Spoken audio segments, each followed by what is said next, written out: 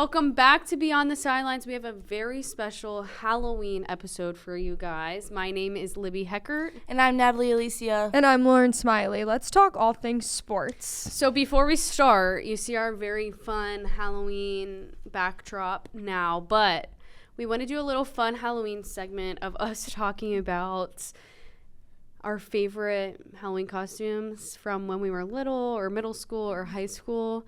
I have a lot of pictures actually, but I'm just gonna show you guys, and you guys can tell me which one's your favorite.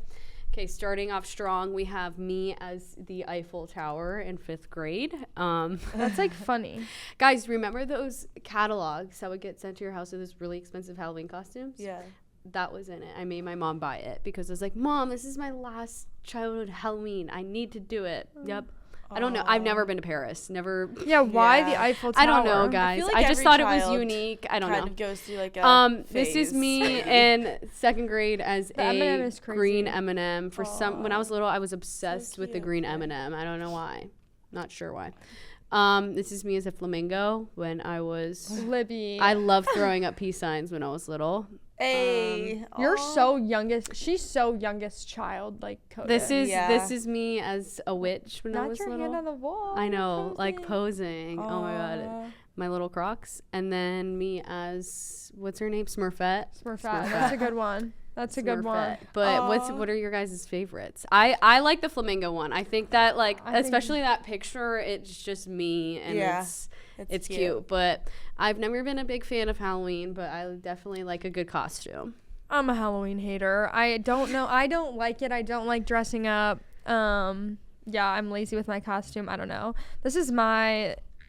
I was Cinderella. Oh my God, Lauren, your face. You're the same. I'm the same. I look the exact same. Oh my God. I have not changed it, like, at all. Like, literally at all. Like, these are just, like, baby pictures to, like, show you guys that I haven't changed. Oh my gosh. They're all just right there. And then I'm going to, like, this is embarrassing. This is me in high school as a referee, my freshman year of high school. Yeah. I'm dead. Yeah. Guys, this is my sister, though. She has me trumped, I think, all around. She was Shrek yesterday. Wow. That's amazing. She should have painted herself green. No, I know. She was like, I just got this for $12 at Walmart. Like, this is such a what good a costume. steal. I was like, way to go, Allison. Great job. That's awesome. Well, Yeah. Lauren hasn't changed. No. So let's All see right, Natalie. And I some can of guarantee you mine. Natalie hasn't either. I only started doing my eyebrows, which helped a little. Here was me as like a little like cowgirl in preschool. Oh my gosh, Natalie. You're dressed, like, perfectly. That It's is all- like in My how mom you're dressed me. standing, like that is the same. Yeah. And then I have this picture. I was like a what's it called? Limbo, like what's it called? A hula girl? Yeah, kind of. Okay. Or like Moana, kind of. But Okay. like she wasn't a thing at the time. Okay. So like yeah. Okay. Oh, get my into God. it. Your hair. I know. It's the same. yeah. And your face is the same. Yeah. Oh, Yeah, pretty that's much. so cute. But I couldn't find anything from like middle school, but I really liked 5th grade. I was Miss America. So That's I a good wore one. like a Okay. dress, and then my mom made a sash, and that was a good one. It was like That's pretty cute. unique. And then in middle school, I don't know, I was everything like that was basic. Like I think in 6th grade it was like anti-Halloween costumes, so we were all like colleges with cool. sweatshirts on it, or sweatshirts with Or colleges the on it. onesies. Yeah. The onesie. I did vibe. that. I did that too in 6th grade. And then I don't know. Yeah, this year I was a cave woman, and I'm gonna be Princess Jasmine tonight. Oh, that's a yeah. good one. If you can tell, we're all pretty tired. It is Halloween weekend here at college, so the festivities have begun. Tonight I am being Darth Vader. It's gonna be awesome. It's gonna be awesome. Guys, I'm going to be a caddy today. I'm last minute on my Caleb's costume. costume. Yeah, Caleb's going to be a golfer, caddy, like, you get it. Yeah. So cute cute. vibes. Cute. Well, happy Halloween, everybody. Stay safe out there, and let's get rolling into Christmas. I know we've talked about sports betting on here before, especially scandals with college basketball students, but now this has become a thing in the NBA. Guys, crazy. This is wild.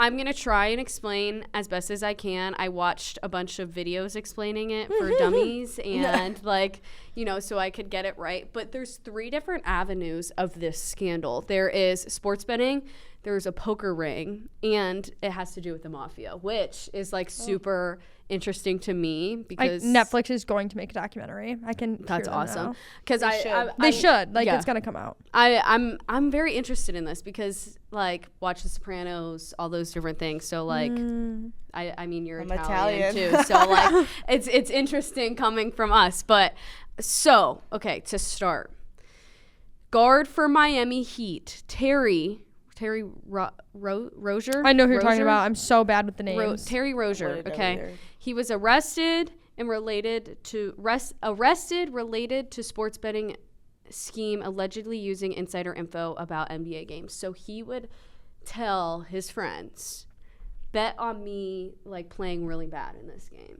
And then he would go play and be like, oh, my leg hurts. And then he wouldn't play. And then these guys would get a lot of money, and then he would split it with them. Keep in mind, this guy's making like $30 million. Do you really need to do that, dude? In sports betting, he's making maybe like $200,000. Like that's a lot, but still, like not to he him. doesn't need need that money.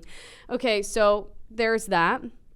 Okay, Chauncey Billups, the head coach of the Portland Trailblazers, arrested in a case tied to mafia-backed illegal poker games and alleged fraud.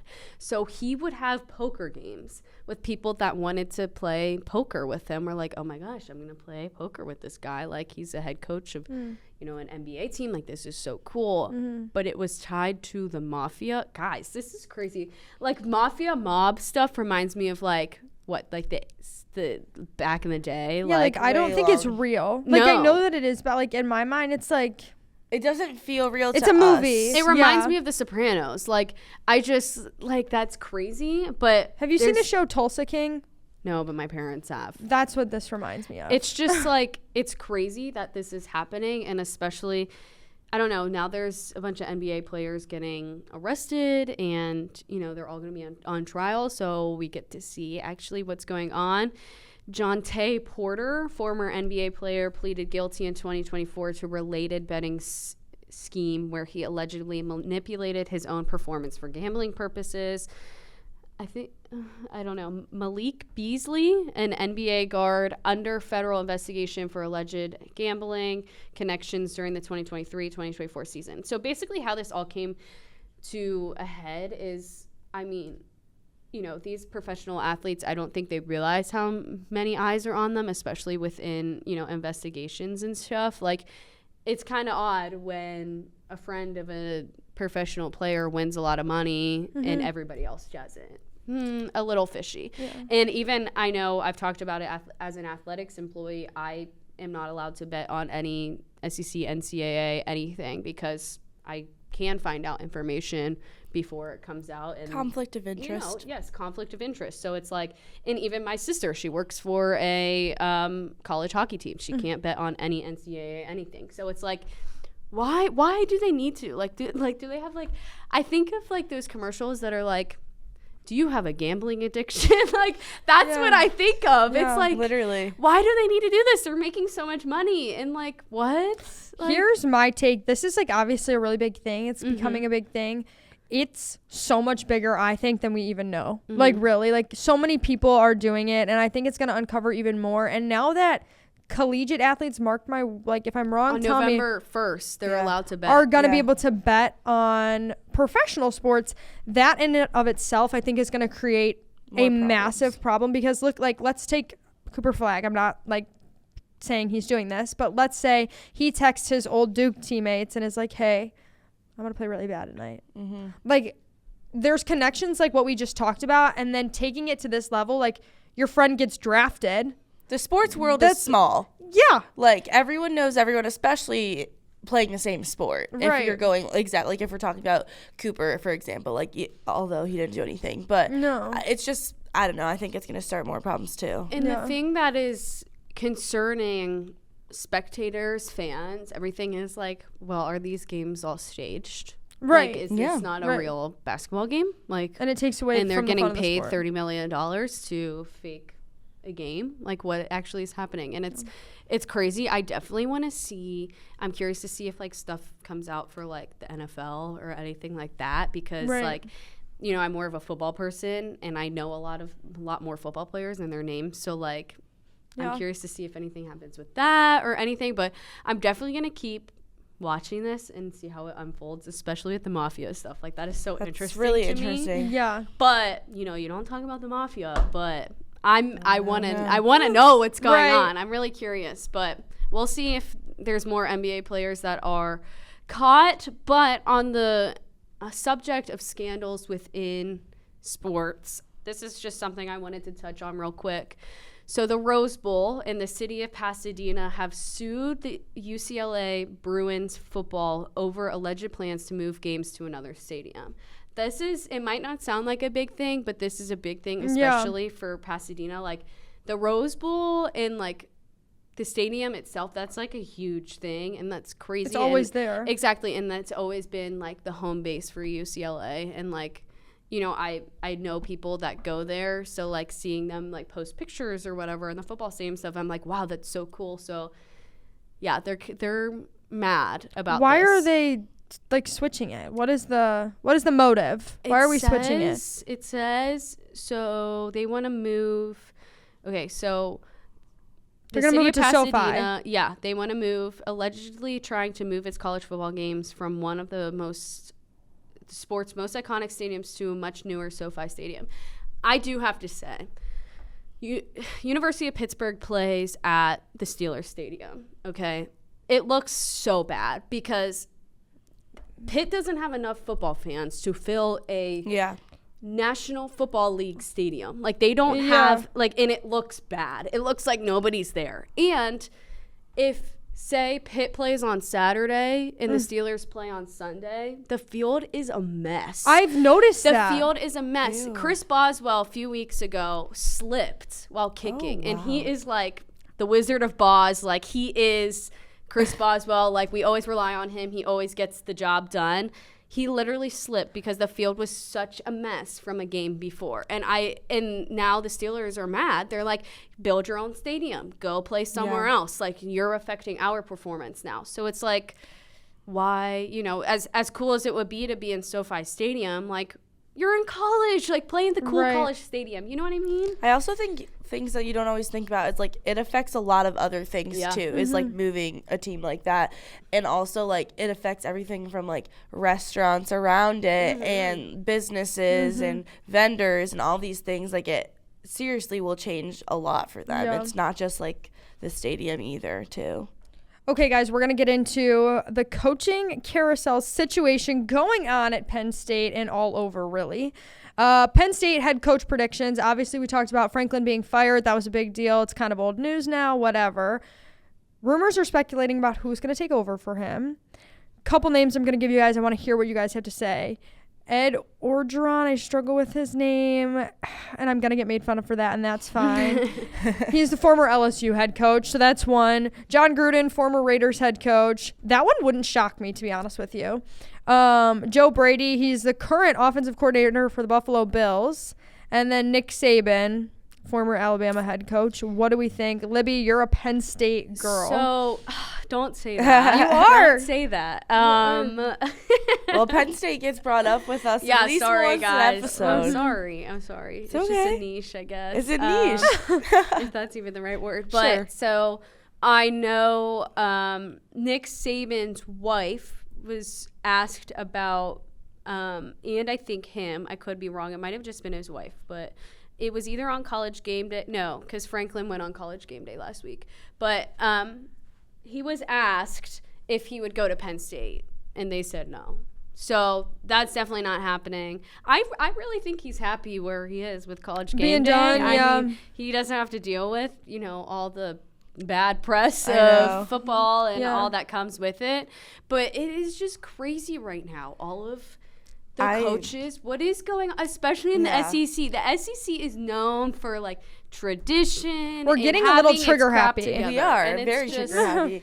And also another thing is that like we were all sitting on fall break, just relaxing. Here comes news, Yeah. ESPN notifications. Brian Kelly fired from LSU.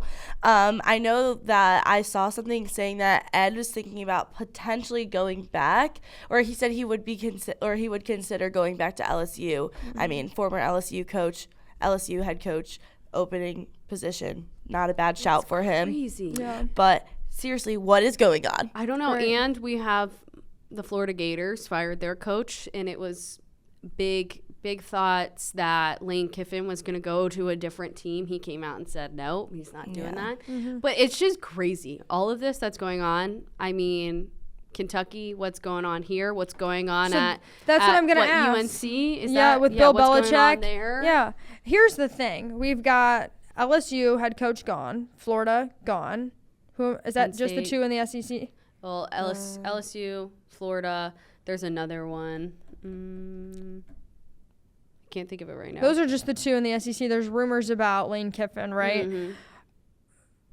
Mark Stoops. Let's talk Kentucky. Yeah, why is no one talking about Guys, that? maybe we need to start a GoFundMe to help Kentucky Like, for get real. the funds to be able to do what needs to happen. And honestly, I'm not hating on Mark Stoops. That's not what I'm saying. Like, I just want to see Kentucky football win a game. I agree. Because Here's my take. Sorry to go interrupt. ahead. Go ahead. I think that if you look at other powerhouse programs, like we're talking the Gators, we're talking LSU, we're talking Ole Miss, they have no problem being trigger happy, dropping someone after 3 games. Look at the history of our coaches. Yeah. We had Cal for basketball for what? 15 years longer? I have actually no idea. So that's going to be close. so A long off. time. A very long time. Stoops has been here for forever. We hold coaches for a long period of time. I think that's just kind of like our athletics wants to foster that. Like, we love having a coach that will be here for the long haul. So I think people here are having trouble letting go of Stoops, even though he has not performed like probably ever. But I don't know. I just feel like our athletic department isn't into like letting people go like other ones. I think you can make the argument that we're no longer even a powerhouse program. Yeah. correct. Not Yeah. even close. And I'm just going to touch on Kentucky football for a little Yeah. bit. We've obviously took a week off with our episode. So I want to talk about Texas and Tennessee, back-to-back games, both losses. We're now... Shocker. Yeah, I've got so much to say. We pick up 2 more SEC losses. We have yet to win a game in the SEC. Since we haven't won an SEC game at home since 2023. It's 2025, guys.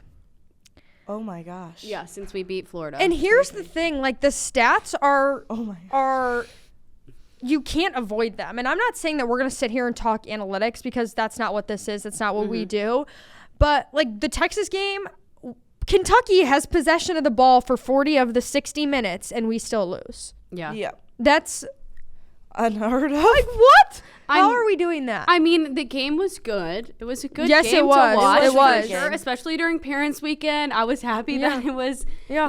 there were people there watching it and everything. I do have some things to say about Arch Manning. I don't know. I feel like I don't know. I feel like maybe if he didn't have the Manning last name, maybe he wouldn't be the starter. But I feel like he definitely is improving in the last game. He wasn't he's doing too stepping hot up. at the beginning. Yeah. But I think he's getting a little bit better again. But I think there's still a lot of talk about him and what his performance is going to look like moving forward. Like, to your point, is he given so many chances because probably of his name? And definitely. for sure. And listen, no one's hating on him for using that to No. his advantage. You know what I mean? I would too. Me too. And he's Absolutely. like, and he has come out in interviews and said, I need to earn my position on the Yeah. field. And he's a firm believer in that. But do I think that he's been given, a little bit more grace than the average quarterback? Probably. I do Yeah. think Especially for not Texas. that our team isn't horrible. I just because I've heard his name so much, I was expecting a lot more from him. Yeah. But I do feel like he's improving. But back to Kentucky football, again, the Tennessee game, it was a little hard to watch. There were more Tennessee fans here than Kentucky fans. That's another thing. Why are no fans going to games? Have you guys noticed that? Yeah. Not even just Yeah. at Kentucky. I know we touched on that when Lane Kiffin was mad about their loss. but literally nowhere. You watch games and there are not people there. I wonder if it's like a student section thing. Like for me, I'm like, I don't want to stand all day that's long. fair. Like that's my thing. I'm like, listen, if we're going to the game, like that's fine. But and I'm just like, maybe I'm lazy. Like I don't know. I'm like, I don't want to stand. I don't want to walk. Yeah. I know like crowds are a big thing for people right now, and just like the risk with that too. I don't know. Like ticket prices. Like I looked at Kentucky. I had a friend ask me about like the Kentucky Tennessee game and tickets, and like nosebleeds section 2, whatever. Tickets were like $160, and I'm Texas like, tickets were expensive that my parents got. yeah, and I'm like, I don't know if I want to pay that knowing what the outcome's going to be. Correct. I feel like that's a very valid take for our school, just because I think nobody here has any expectations going to the game. We go to the game like to maybe watch the other team play, or like for the love of football. Vibes. Great vibes. Like I did talk to a football player, and I was just talking to him about like, you know, the Tennessee game. He's like, yeah, it was just a little embarrassing. He's like, it's embarrassing to look up from the field and there just be the parents section and you know, and team morale and the amount of people there, the fans and the environment. I feel like it does impact it. It does for impact sure. It for sure. It impacted it in high school when I was playing my girls' basketball game. Like, come on, like me too. It makes a difference, and yeah, I think that definitely is playing a role in performance and team morale for sure. We'll see where all this coaching stuff, all the mess of college football goes from here. Yeah, who knows? We are in the full swing of college basketball, and anybody that knows anything about Kentucky knows it's a very big deal here. We started a couple weeks ago with the blue and white scrimmage. That's when men and women's basketball, they both play, they both participate. Let's touch on some things that were going on there. First, with the women's team, we're going to be good. We're going to be good. Those girls are super nice. We met them at Big Blue Madness at Fan Fest. They seem like super nice. I'm excited to watch them to play. A lot of size on that team. Yeah. Huge. Kiani Key, Amelia, like we're Clara Strack. Like we have size, and that's huge. Especially in the SEC. I think in girls basketball, height plays a bigger role than it does in men's basketball. I agree. They're also like lengthy, like athletic, statured, tall girls. Yeah. And I think that their bench is a little deeper than it has been in the past. I mean, Kenny Brooks last year, he played a starting 5, maybe 6, maybe 7. Someone can make the joke. It's fine. I wasn't going to, but I did think it in my I head. wasn't trying to even get into that, but that is kind of my stance on it. Obviously, it's a topic of conversation. Check out our Instagram, Cassidy Rowe no longer being with the team. I'm going to be interested to see how that's going to affect fans filling Memorial. Yeah. And I think it's going to. I really do. I don't know what your take is on that, but I think Cassidy Rowe being a Kentucky kid no longer there says a lot about Kenny Brooks. Not necessarily, like, I'm not from Kentucky, so like he sees it as a business decision, I'm sure. Yeah. Right? Yeah. But as a Kentucky fan, it's clearly upset some people and rubbed some people the wrong way. Yeah. Transitioning, though, into the men, Otega Owe, we're really excited to see him. He was out for 10 weeks with a foot injury. It was like turf toe, and I hate saying turf toe because he plays basketball, but that's what it was. I'm excited to see him back. We had an injury. Jalen Lowe from Pitt. Did you watch the video? It was. I don't know if it was a little dramatic or what, but I don't know. I don't think he's going to be out for very much longer. No, and I think Pope is worried. He'll be back for the season. They want him for the season, so these exhibition games, if he's not there, it's fine. Yeah. And then Jaden Quinton. I can't say his last name. I can't say his last name either. It starts with a Q, but you know who I'm talking Just about. call him JQ. JQ. Well, is that what they call him? Where did I get that? J-Lo. That's what they call Jalen Lowe. But J-Lo. Well, we're gonna call him JQ. And if the team beat us to it, then sorry. Yeah, and he's out with ACL, but when he comes back, that's 2 good starters coming back. Sorry to interrupt you. No, let's talk about Purdue transfer. Okay, so I went to the Purdue exhibition game, absolutely thrilled. As you can imagine, I'm like near in tears when they're coming out of the locker room, and their inspirational videos are on the Jumbotron. The new one is fire. The new one's so good. Whoever made that. Shout out my boss. I was going to say. And I was beyond thrilled. It was awesome. And I was on this train that we are going to be so good. Purdue is a well-oiled machine. Their offense is awesome. They have seriously great ball movement, and they really are deserving of that number 1 spot in the country. But we beat them. And we beat them fair and square. All of our shots fell. Jasper Johnson played insane, guys. Like, he is this little freshman. He reminds me of exactly of Rob Dillingham. Like, seriously, really? They have the same mannerisms. I don't know if this could just be a Natalie thing, but seriously, like, he's, like, shifty like him. And, like, the confidence on that kid is unbelievable. But he played great. He scored 15 points. He obviously didn't start. Came off the bench doing that in an exhibition game against the number 1 team in the country. Is a big shout. He's ready to go. He'll definitely work himself into the mix. But Pope really truly rotated on a like 8 to 9 deep basis off the bench. I mean, it was an exhibition game, but truly, like, everyone was getting in there and getting their reps, and it was awesome. And we could not miss a 3. Seriously, like, they were playing great. But back with some bad news is, so now we've had our second exhibition game. It was last night, and we lost to Georgetown. 84-70. 14 points we lost. That should have been a shoe-in win.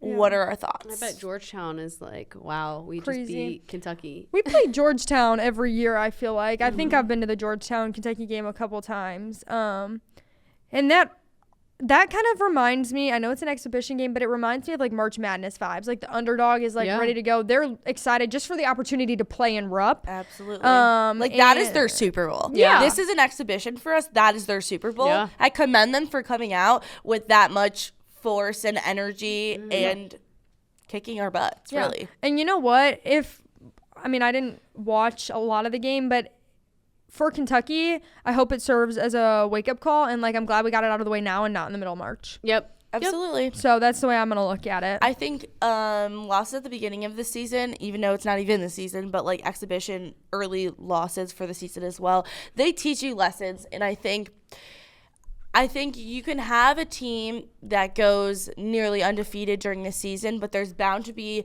a type of game where your shots can't fall. Like, things happen, and being able to adapt off a loss and learn what you're doing wrong when things are going wrong makes and breaks a good and a great team. Right. Yeah. So, I don't know. Just like going back to Purdue, I just think personally that they're the type of team that's going to like learn from that loss and be 100 times better from it, light a fire up their butt. And so Kentucky, we can't get too cocky here because we have some competition. That's what I was thinking is like, they beat Purdue. I mean, that's a win in itself, whether it's an exhibition game or what. Right.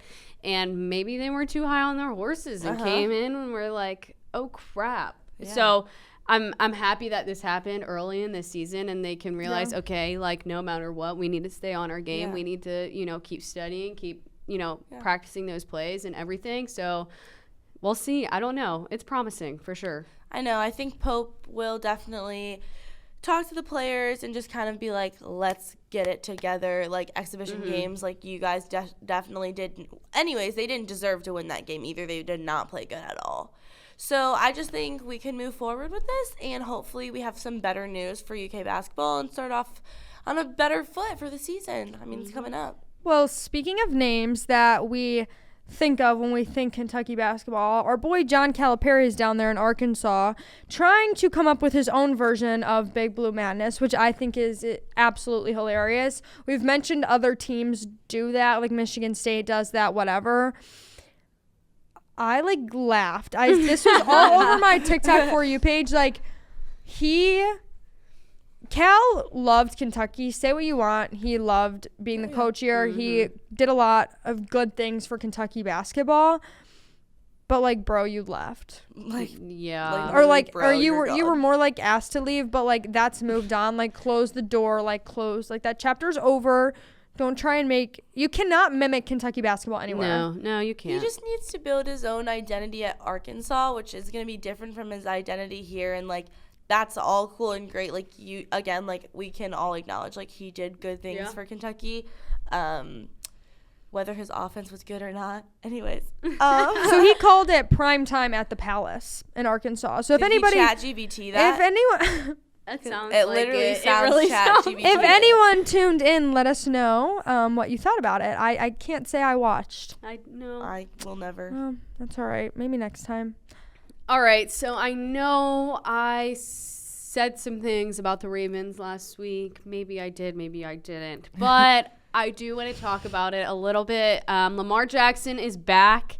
He was back for their game last night against the Dolphins, and, you know, he's back, and I'm kind of sad about it. But so he made a return last night, throwing 4 touchdown passes to lead the Baltimore Ravens to a 28-6 win over the Miami Dolphins. Granted, the Dolphins aren't very good, but Is this you coping, Libby? yeah, guys, I'm trying my best here. I mean, you know, I wish the Steelers played them before he was back. So it's not looking good for us, but I do have to give it to him. You know, the Ravens, great franchise. You know, they have the fans, they have the team, so we'll see what goes from here. They're definitely gonna step up now that he's back, For sure. and if you can't tell on my voice, I'm not the most excited. But you know, the NFL, It's good for them though. We need Yeah. another. They need it. They need help. I know. They need and help. And the thing is like, you know, you're watching these other teams who are doing really bad, and their coaches are all getting fired. But you know, that wasn't their case. They have a lot of injured players, and now Lamar Jackson's back, so that's a little upsetting. So it but shows that the Ravens can handle some adversity. Yeah, I'm curious how they do with some better matchups, but Yeah. we'll see. Just had to give them some more credit, but. Oh no, that's sad. I can't.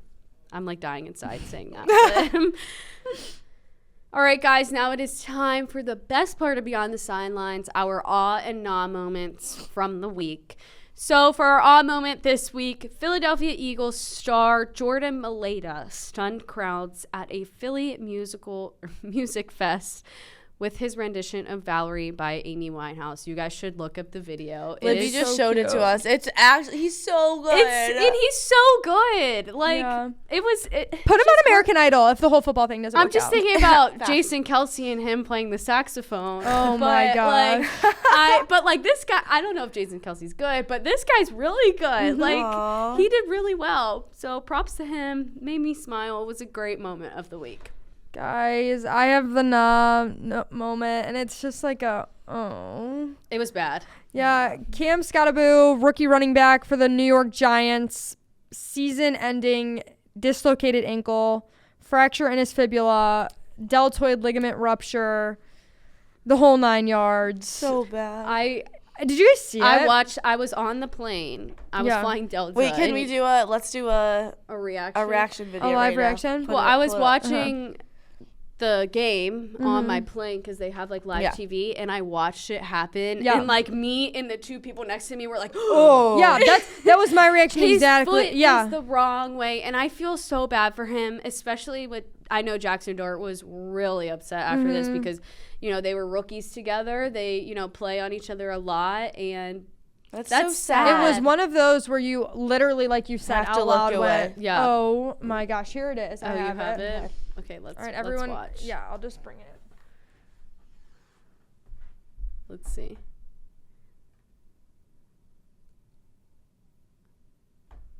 Wait, Right there. wait, yeah. Wait, you'll see when he like comes up his ankle. It's like the wrong. explaining it, so it's like. I don't know. Oh, he didn't show Well, it. I could kind of see anyway. We need a better- we need a We better. need a better video. Oh, Cut for a second, and then Yeah, we'll get our look, here we go. reaction. Yeah. Yeah. Yeah, that it was bad. I felt bad for him. That's Also, the rough. Vanderbilt quarterback also got carted off the field last weekend with an injury to his foot too. He was in an air cast, the same as Cam, but A lot of injuries. It's like hard to Sometimes watch. it just gives you like that bad heebie-jeebie Yeah. feeling. Like, Yeah. I just can't that imagine what spooky that feels feeling like. for Halloween. And like the crowd is always like, ooh, or like Right. It sounds like the Wii crowd Sports. is silent. Yeah. Well, the thing was, Did anyone hear what I said? I did. I said, "Ooh, the spooky feeling like Halloween," and Laura just gave me the weirdest look ever. but anyways, the game was against the Eagles at the Eagles Stadium, and the fans were very respectful, very nice, and good towards him, which is surprising because Philly has some characters. So, says the Pittsburgh fan. Anyways, huge shocker. Yeah. We hope you enjoyed this week's episode. Make sure you follow our socials at Beyond the Sidelines. Don't forget to follow us on everything. Literally, I can't reiterate it enough. If you guys have any suggestions or things you want us to talk about, please let us know. You can DM us on Instagram, comment down below on this video, or whatever you want. Stay up to date with our TikTok because it's awesome. So we'll see you guys next week. Happy Halloween.